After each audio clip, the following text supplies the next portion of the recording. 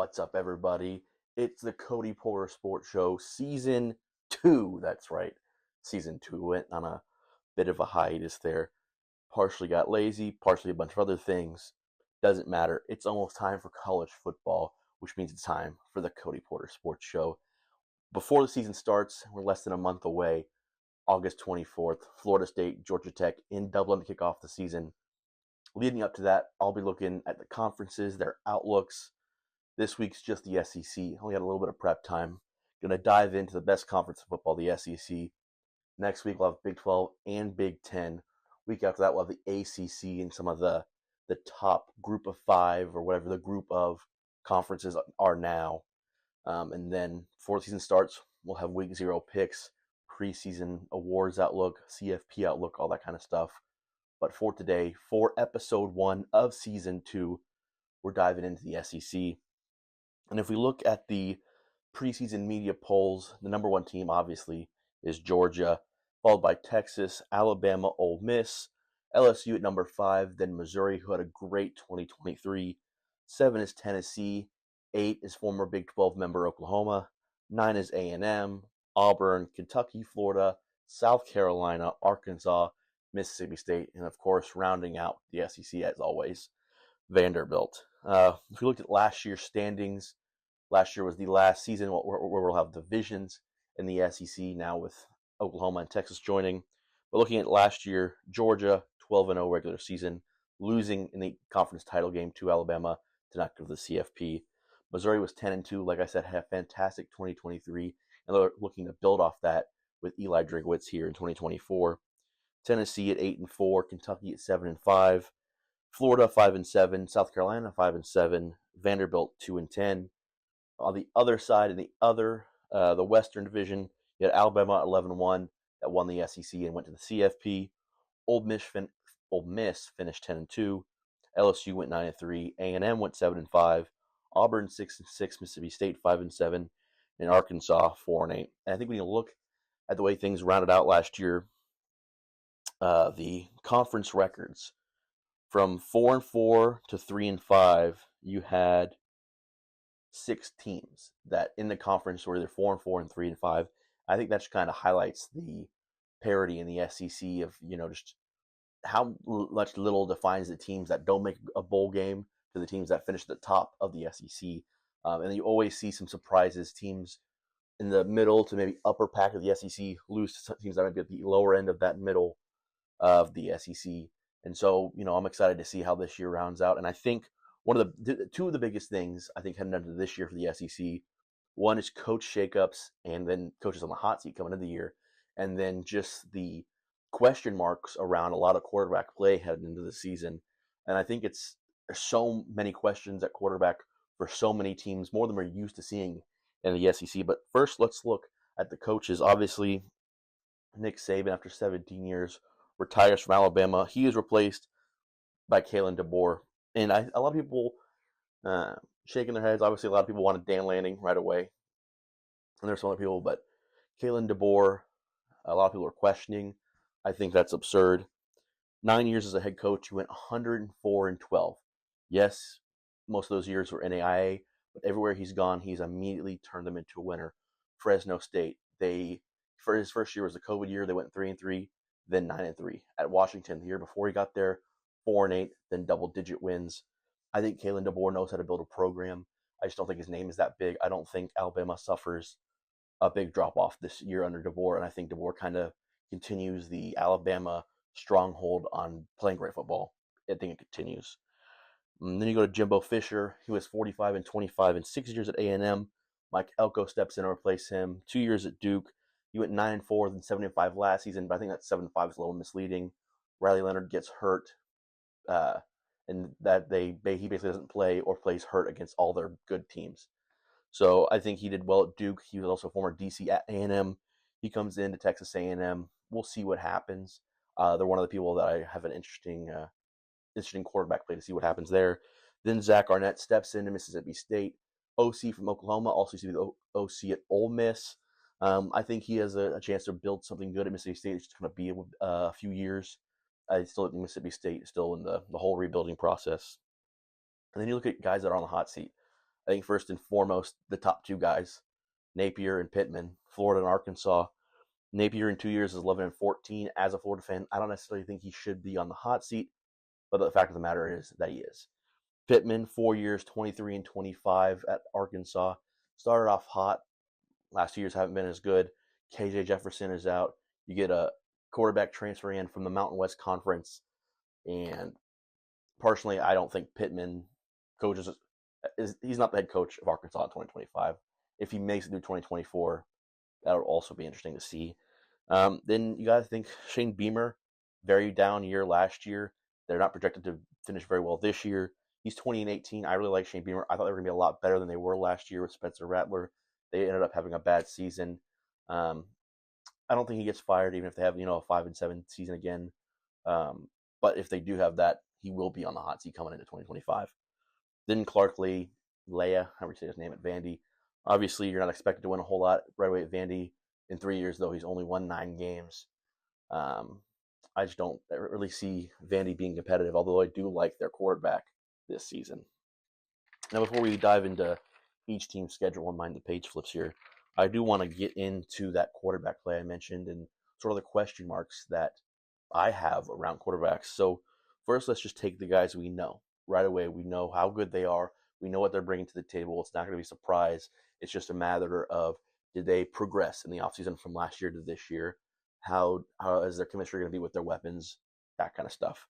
Quinn Ewers, obviously number one, 23 games played, 5,600 passing yards, 37 touchdowns, a 69% completion percentage. You know he's going to be good. Carson Beck has appeared in 25 games, 4,400 yards, 30 touchdowns, 72% completion percentage. Jackson Dart, 32 games, 7,600 yards, almost 7,700, 52 touchdowns on a 65% completion percentage, and he has 1,046 career rush yards. Jalen Milroe, 25 games he's appeared in. I think he's going to do really well under DeBoer in DeBoer's system. 3,100 yards, 29 touchdowns, 65% completion percentage, and he's also a threat on the ground. Brady Cook at Missouri. Like I said, Missouri had a really good year last year. Eli Drinkowitz, really popular name. I think the only part where you may see Missouri struggle this year is the departure of Cody Schrader. He was a magnificent piece in the running game last year for Missouri. It's going to be really tough to replace him, but Brady Cook has had a good career at Mizzou, 35 games, 6,700 yards, 39 touchdowns, a 67% completion percentage, and 1,039 rushing yards. Graham Mertz had his best year of his entire career after transferring from Wisconsin to Florida last year. He is the leader in the clubhouse in games played and passing yards in the SEC, which is kind of crazy to think. 45 games played, 8,300 yards, 58 touchdowns, 73% completion percentage.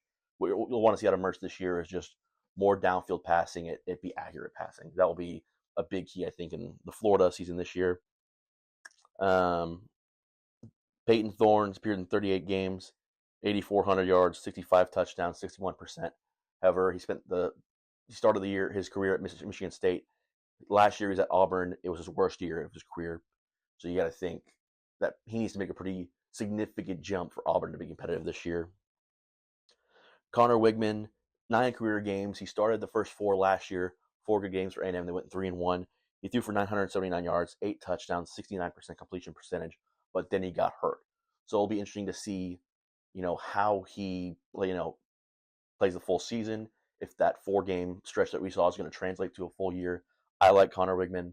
I think he'll do well, but it'll be interesting to see him play a full year and play some really, really tough defense that he didn't get to play last year.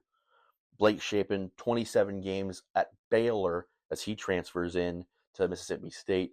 Only 1 full season he played, and it was his sophomore year. 5,500 yards, 36 touchdowns, 64% completion percentage. I like Shapen. He's just going into a pretty weak team in Mississippi State.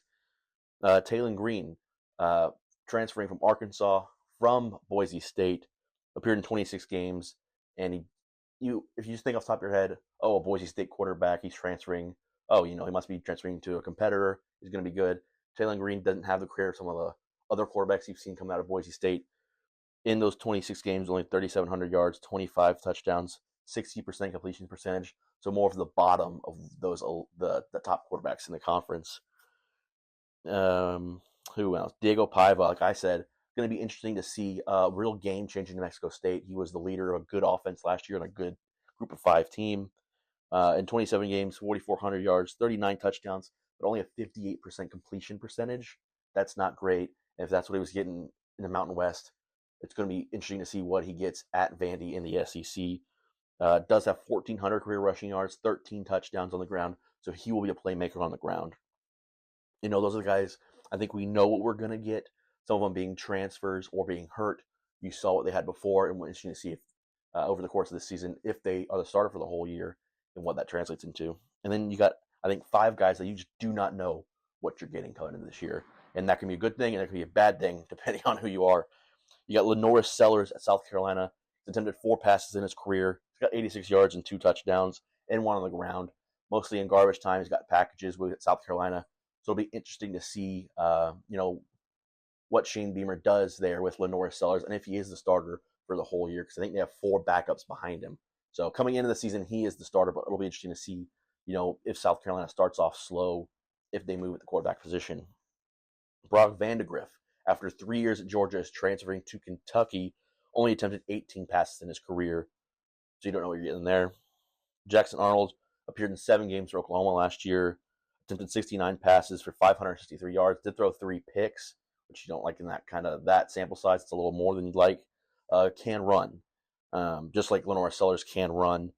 Garrett Nussmeier only appeared in 18 games in 3 years, but he's been kind of sitting and waiting at LSU. He's not transferred, and LSU fans are really excited to see what he can do. He played very well in their bowl game last year. 18 career games, 1,700 yards, 11 touchdowns, 7 picks. Don't like that number. But LSU fans, and I think LSU as a whole, is pretty confident in what Nussmeier brings to the table in his first year as a starter. Then Nico, I'm going to butcher the last name, Ayamaliava, something like that, roughly. It's kind of like Tua Tagovailoa. We'll figure it out if he's good. If he's bad, no one will care. Only appeared in 5 games. He's 28 for 45, 314 passing yards, 2 touchdowns, 20 carries, 71 yards. He, like Sellers, like Arnold, is a threat on the ground. I think of those 3, the biggest threat on the ground.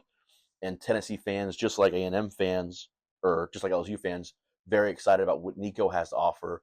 And it will be really interesting. If it's on all these guys where you don't know, it's, the team will go as far as they go. If these guys play more than they're expected and play better than they're expected, the team's probably going to hit their, wins over.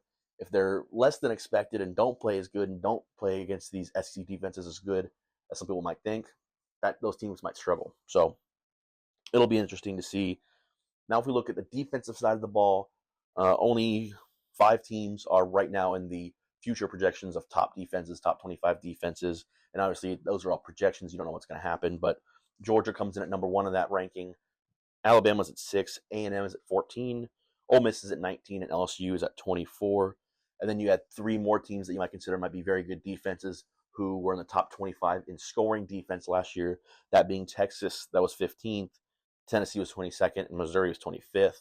Then you look at the transfer portal and the modern day of college football, that being just as important as recruiting. A bunch of teams in the top 25 for the SEC.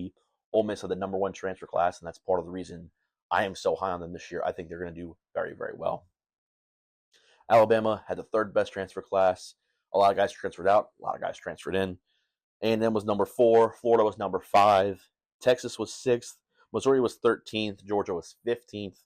South Carolina was 16th. Oklahoma was 20th. And Kentucky was 21st in transferring. So that's a little outlook on, specific positions, sides of the ball. Let's get into the season here. Like I said, I gave you the preseason rankings on all these teams. And so let's go through their schedule. Georgia, the projected favorite in the conference, is a 10.5 win total, over-under. They got Clemson, which I think they win. I think it's going to be a really, really good game. Kind of would like to see Clemson win that one. But right now, looking at, let's say Clemson does fall to Georgia. And then you got Tennessee Tech week 2. That's going to be a dub. At Kentucky, at Alabama, tough stretch of back-to-back road games. Georgia has a significantly harder schedule this year than I think they did last year. Kentucky and Alabama, tough games. I think they pull out both of them. That Alabama game, I think, will be really, really good. And it being in Alabama is going to give DeBoer a real big boost in his first massive game at Alabama. Then you got home games against Auburn, Mississippi State. Should win both of those. You go on the road to Texas. I think Georgia drops that game. I think it's going to be a crazy environment. in Texas. I think they drop that one. World's largest outdoor cocktail party against Georgia, or against Florida. Unfortunately, I do think Florida drops that game. Then they go to Ole Miss. I think they drop that game as well. Like I said, I'm really, really high on Ole Miss. I think Texas will be really good too. I think they drop the Texas and Ole Miss games, their road games. Then they finish out the year with 3 wins: Tennessee, UMass, and Georgia Tech. So I got them going 10-2, 6-2 in conference, and finishing third overall in the SEC. Alabama, who's the third-ranked projected whatever team. Western Kentucky, USF, I think should be wins to start the season. Then they go to Wisconsin. That's going to be a crazy game. I think that stadium is going to be rocking. I do think Alabama pulls that one out, but I think it's going to be a really good game early on. Then they go from that crazy road game to the home game against Georgia. I think it's going to be a real big high from week 3. Week 4, I think they're going to fall off, take that loss to Georgia. Go on the road and beat Vandy, come back home, beat South Carolina. Then you go to Tennessee. I think they drop that one. I think it's going to be another crazy environment. Not that I think Tennessee's better than Alabama. I don't think that. I just don't think Alabama's clearly that much better in every regard. And it's going to be a crazy environment because it's Tennessee and Alabama. I think Tennessee can steal that one. Then at home, beat Missouri. Go on the road. I think they lose in Death Valley at LSU. And then Mercer, easy FCS cupcake dub. Go on the road to Oklahoma. I think that's going to be another good game. I think Alabama's schedule is just littered with good games this year that could all turn out to be, games of the year. I do think they beat Oklahoma, and then in the Iron Bowl, they beat Auburn. So I got Alabama going 9-3, 5-3 in the conference. Their over-under is at 9.5. Texas, their over-under is at 10.5. That Colorado State to start the year, I think that's a dub. They go on the road for a crazy Week 2 game at Michigan. Insane game. I think Michigan just lost so much talent and their head coach. I don't think Michigan has a terrible year, but I think this is definitely a loss. I think Texas goes into the big house and takes down the Wolverines. Then they got home games against UTSA, Louisiana Monroe, Mississippi State, 3 victories. Then in the Cotton Bowl, you got Oklahoma. This one can always go either way, regardless of how good or bad the teams are. Oklahoma upsets Texas last year. I think Texas gets revenge this year and takes down Oklahoma in their first year in the SEC. Then you got Georgia, which I said earlier was a win. On the road to Vandy, a win. They play Florida at home. Florida goes into Texas. I think Florida loses. They go on the road to Arkansas. They win that game, come back home for Kentucky. I think they win that game as well. But I do think they go on the road 11-0. Chance for a perfect year. First season in the SEC. I think they drop that A&M game. I think Kyle Field's going to be rocking, as it always is. A&M at home always has a huge advantage, regardless of how much worse their team is than the other team. I think A&M steals one to just take away Texas's perfect season in the final game before the SEC championship. But I do have Texas going 11-1, 7-1 in conference, and headed to the SEC title game. Then let's look at Ole Miss. Their over-under is predicted to be 9.5. First 2 weeks, Furman, Middle Tennessee State, easy victories. Those are at home. They go on the road to Wake. That'll be a good game in the ACC, but Ole Miss should take care of business there. And they got home games, Georgia Southern, Kentucky, both wins, I think. Bad voice crack. On the road to South Carolina, should pick up a victory. They go on the road to LSU, Death Valley. I think they drop that game. But then after that, I think they run the table. Oklahoma at home, win. At Arkansas, win. Home against Georgia, win. In the Swamp at Florida, I think they get the win. And then the final game being the Egg Bowl, Mississippi State at home. They get the dub. I got Ole Miss 11-1, going 7-1 in conference. And I got Texas and Ole Miss in the SEC title game this year. Book it, mark it, bet on it. I'm not picking who's going to win it yet. That's for 3 weeks from now. But I think that's the SEC title game this year. Then you got LSU. They're over under also at 9-5 or 9.5. Start the year in Las Vegas against USC. I think USC is kind of downhill. Lincoln Riley. I don't know if he's on his way out or things just don't look as good in USC as they might have 2 years ago. I think LSU goes to Las Vegas, gets that dub. Then they got Nicholls State at home. That's going to be an easy victory. I think surprising loss. They go to South Carolina, and South Carolina steals one. Like I said earlier, some of those bottom teams kind of steal some of those above average teams that aren't the top teams. Steals a game from them or two, especially when they're at home in the SEC. I think South Carolina steals that one.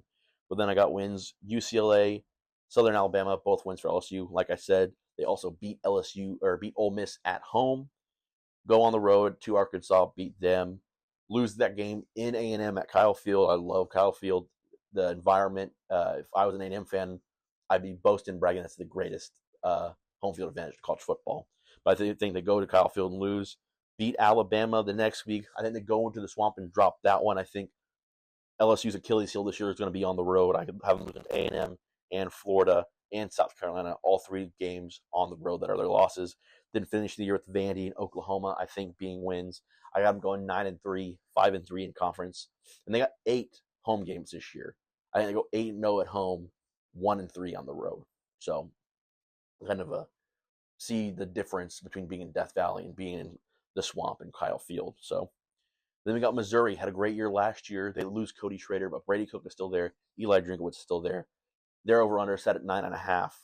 Murray State, Buffalo, Boston College, Vandy to start the year should be 4-0. On the road to A&M, on the road to UMass. I think they pick up victories for both of those. They head into that Auburn game at 6-0, and I think Auburn, being the worst team, steals one at Missouri there. And they go on the road to Alabama in a probable night game. I think Alabama picks up that one. Then they play Oklahoma. I think they win. And I think they go to South Carolina, and South Carolina beats Missouri. I think they lose 2 games. And then Auburn and South Carolina, that maybe they shouldn't. But, the SEC, the differences aren't that big. Then I got them winning at Mississippi State at home against Arkansas to finish the year 9-3, one less win than last year, but still a great season, and things are still looking up for Missouri, and I really think Eli Drinkowitz might get poached after this year. Tennessee, their win total is at 8.5. Chattanooga to start the season, big victory. Then a game in Charlotte against NC State, I think is going to be a fantastic game. It's a neutral site game, but NC State, I think, is going to have a little bit more of the advantage being there in Charlotte. I do think NC State gets the victory over Tennessee. I think it'll be really good potential for game of the year. I think it's going to be a fantastic game. Then they got Kent State, which is a win. Then they go on the road to Oklahoma. I think that's a loss. Then they go back to the road again, Arkansas, followed by a home game at Florida. I think they win both of those. Nico is the one young guy where I just don't know where I feel. There's just been so much hype around him, and he played decently. He played good in the bowl game against Iowa. I'm just ready to see it over the course of 12 games against crazy defenses each and every week in crazy environments. So, like I said, I'm still up in the air on Nico Iamaleava. So there's your 2 losses over your first 6. That's 4-2, which I think Tennessee fans probably looking at 5-1 over those first 6. I think 4-2 is more realistic. Alabama was a loss, and they beat Kentucky and Mississippi State. Go on the road to Georgia, that'll be a loss. But then end the year with UTEP and Vandy, 2 easy games to kind of round out the season, heading into the bowl season. I got Tennessee at 8-4, 5-3 in conference. Then let's look at Oklahoma, other Big 12 newcomer. Their total 7.5. When I first looked at the schedule a month or 2 ago, I thought, they could really fight for 8-9 wins. The more I look at it, the more I think about it, some of these, SEC home field advantages, these teams, Oklahoma's going to have a tough year, and they have a pretty wide range. I think they could go 5-7, and they could go 9-3. It's pretty wide open for them. They got Temple, Houston, Tulane the first 3 weeks of the year. Those should be 3 victories. If Michael Pratt was still at Tulane, I think Tulane would put up a real big fight, just like they did last year against Ole Miss. But they don't, so I'll give that one to Oklahoma. But Tulane's going to be a well-coached team. They have a good roster. Then they have Tennessee, which I think they'll win. They go on the road to Auburn, which could trip them up. I think they beat Auburn. Like I said, I think they lose to Texas when they beat them when they shouldn't have last year. I think Texas gets revenge this year. South Carolina at home, I think they win. And then tough stretch of 5 games to end the year. At Ole Miss, I think that's lost. They have a reprieve in Maine at home, which they should get a victory. But then I got them taking 3 straight losses to end the season. At Missouri, home against Alabama, and at LSU. Like I said, I think any of those 3 games could really go either way. Oklahoma could run the table with those 3, and instead of being 7-5, they're 9-3, or no, 10-2. So it really depends. I think Jackson Arnold, kind of like Nico, if he's on the greater end of what people think he might be, things could go really well in Norman this year. But I got him at 7-5. We'll see what happens. Moving on, Texas A&M, they're 8.5 is their projected win total. I'm just checking something over here. Okay, good. Still recording my microphone. If that wasn't, that'd be bad. Texas A&M, 8.5 is their win total. First game of the year against Notre Dame. Oh, God. Against Notre Dame, They're going to Indiana to play them, and I think the Fighting Irish is just going to be too much. But that's going to be a great game to kick off the season for both teams, really. Then they got McNeese State. I think they win, so they start the year off 1-1. They go to the Swamp, and just as much as Kyle Field is a huge advantage for A&M, the Swamp is for Florida, even in down years. I think Florida takes that game from A&M, even though I think A&M is a better team. Then Bowling Green and Arkansas, I think they win both of those. That Arkansas game is in Texas at Jerry World, not a true home game for A&M. I got them losing to Missouri, but then beating Mississippi State, beating LSU at home, going to the road and beating South Carolina. Then they got New Mexico State, should be an easy victory. At Auburn, I think Auburn steals this one from A&M. And then I think A&M, like I said, upsets Texas last game of the year to end their perfect season. So I got A&M going 8-4, 5-3 in conference. Auburn, they're over under 7.5. I got them right at 7-5, 3-5 in conference. At this point, we've gone over just about everybody that will play each other. At a conference, Auburn should beat Alabama A&M, should beat Cal, should beat New Mexico, and should beat ULM. And that in conference is just going to be tough. I don't think Peyton Thorne is that guy. They went 6-6, I think, last year and lost their bowl game. I got them improving by 1 just because I believe in Hugh Freeze. I believe he can build a team regardless of whatever scandals he may come with. He knows how to build a team, knows how to build a roster, he knows how to win. I think the quarterback play is not going to be there. And that's why I got them losing in conference to Oklahoma, Georgia, Kentucky, Alabama, and even Arkansas. I think Arkansas steals that Auburn game when I think Auburn is a little bit better than Arkansas. Kentucky, they're at 6.5. I think they go 6-6, 3-5 in conference, just like Auburn. Out of conference, Southern Mississippi, Ohio, Murray State, Louisville. I think they go 3-1. I think they lose that Louisville game. Louisville should have beat them last year and just fell short. I think Louisville gets their revenge this year in that rivalry game. I think they beat South Carolina in conference, beat Vandy in conference, beat Auburn in conference, and then everything else is a loss, being Georgia, Ole Miss, Florida, Tennessee, Texas. They got some pretty tough in-conference games this year. Florida, I'm high on, and obviously I'm biased. I think just kind of like Oklahoma, they have a pretty wide range of how they can finish. I think they could go 4-8. I think they could go 9-3. I think that's the range for them. I do think, regardless, I don't think the 4.5 number, I think that's a bit disrespectful for their over-under. I think they go to a bowl game pretty easily. I don't think they lose more than 6 games. But if I'm picking their schedule just based on looking at everything, looking at what they bring in, Mertz had a career year last year. I think he improves a bit. And then you bring in DJ Lagway, number 1 overall quarterback in last year's class, 5-star prospect out of Texas. There's going to be Lagway packages, and Napier's on the hot seat. He knows that. His team knows that. His coaches know that. Everyone knows that. So he's going to throw everything at the wall to win as much as possible this year, to save his job, and to get Florida on the right track, get them ahead of schedule. Start the year in Miami. Tough game. It's at home, though. It's going to be 3:30. It's going to be hot. It's going to be a war of attrition there week 1. I think Florida takes Miami in a close game. I think that's probably about a 4 or 5 point game. I do think Florida wins. Then you got Samford at home. Should be an easy win. Texas A&M at home. I think A&M is a better team. I think the Swamp plays a factor. Florida gets that done. On the road at Mississippi State, they get a victory. Then home for a tough game against a well-coached UCF team with KJ Jefferson, transfer from Arkansas. I think that's going to be another tough out-of-conference game. Florida's out-of-conference is just ridiculous this season. I do think they get the job done against UCF at home. I do think UCF fans travel decently, but the Swamp's going to drown them out in the end. Then I think they get their first loss on the road at Tennessee, come back home and beat Kentucky, not Georgia.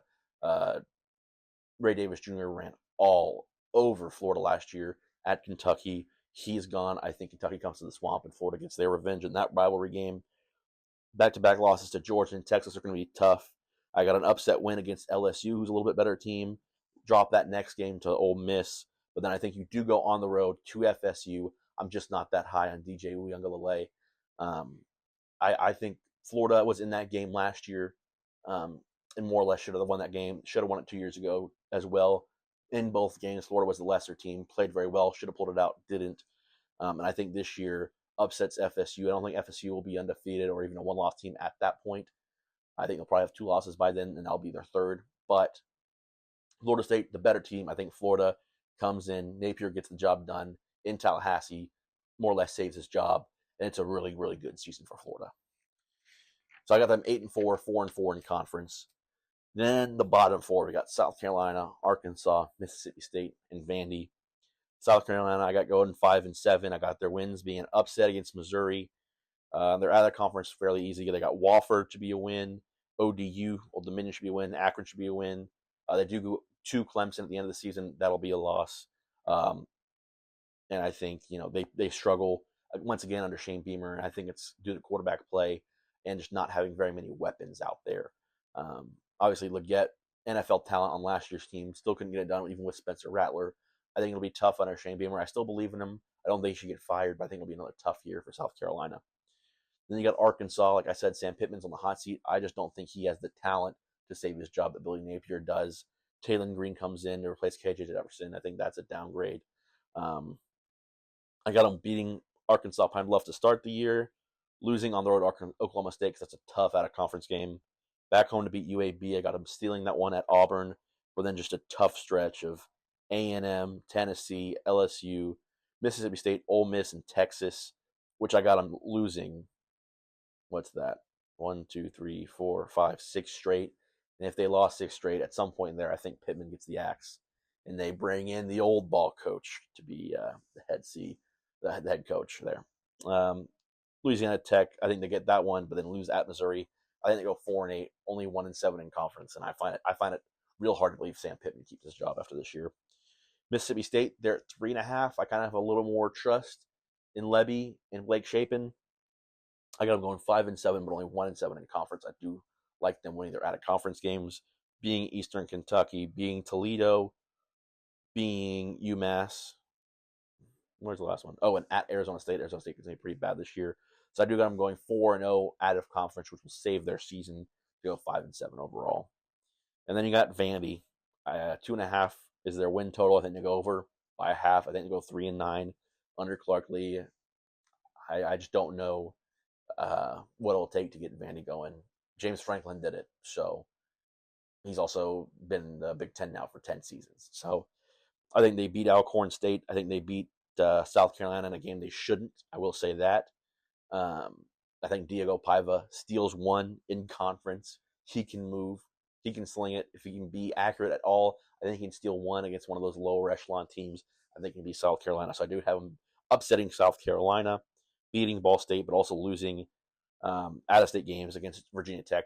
Virginia Tech's going to walk all over them, I think. And then at Georgia State, I think they lose that as well. So I think they go 3-9 overall. So that's the SEC as it stands. I got Ole Miss and Texas meeting each other in the conference title game in Atlanta. I'll pick the winner of that in a few weeks. But that was episode number 1 in season number 2 of the Cody Porter Sports Show. I'll see you next Friday.